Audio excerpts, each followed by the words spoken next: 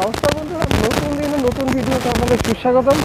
আজকে সকালবেলা আমি আপনাদের একটা অভিনব জিনিস দেখাবো, যেটা কিন্তু আমাদের কলকাতার একটা ঐতিহ্য, বহু বছর ধরে চলছে। কবে শুরু হয়েছিল তা জানি না, কিন্তু এখনও এটা দেখতে পাওয়া যায়। চলুন আপনাদের সেই ঝলক একটুখানি দেখাই।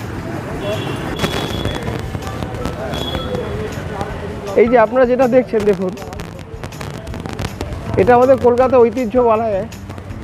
এবং একটা সময় কিন্তু এইভাবে আমাদের যে আধুনিক যে সেলুন, যে স্পা, তার শুরু হয়েছিল এইভাবে। এখানে একজন দাদাকে দেখছি, ঠিক আছে, তিনি দেখুন কি সুন্দর তার ব্যবস্থা। সকাল সকাল কাজ হচ্ছে, কি সুন্দর একটা ছোট্ট চেয়ার। এটাকে স্টার্ট আপ তো বলাই যায়, কত আধুনিক সুন্দর পদ্ধতি। একটা বিশাল বটগাছ, সে দেখুন কত মানুষের আশ্রয়স্থল, বিভিন্ন পাখি, মানুষ ইত্যাদি। কিন্তু তিনিও এখানে কিন্তু সুন্দর একটা জায়গা করে নিয়েছেন, অপূর্ব। এই ধরনের সেলুনে, এগুলোকে সেলুনই বলা যায়। আমি কিন্তু নিজে ছোটোবেলায় এই জাতীয় সেলুনে কিন্তু চুল কাটিয়েছি নিজেকে। এবং আমি তো আরও সেলুন বলতে ইটালিয়ান সেলুন, মানে একটা ইটের ওপরে বসে এটা করতে হতো। এটা তবুও তো অনেক ভালো। তা দাদা এখানে কাজটা করছেন, খুব ভালো লাগছে আমার। এটা একটা ঐতিহ্য।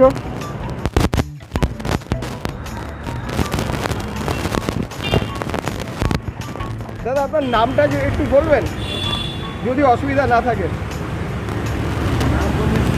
কিছুই না, এটা দেখবে সবাই, আর কিছুই না। কি নাম দাদা বলুন না? শর্মা, রায়রাম শর্মা। আচ্ছা, শর্মাজি।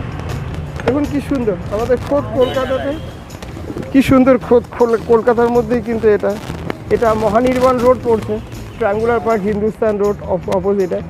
কিন্তু ব্যবস্থাটা কি সুন্দর, আমার খুব ভালো লাগলো। তাই জন্য ভাবলাম যে এইটাকে ভিডিও করি আজকে।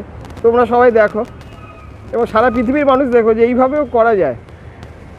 কাজটা কত সুন্দর, খুব ভালো লাগলো। বন্ধুরা কেমন লাগলো আপনারা জানাবেন, ঠিক আছে?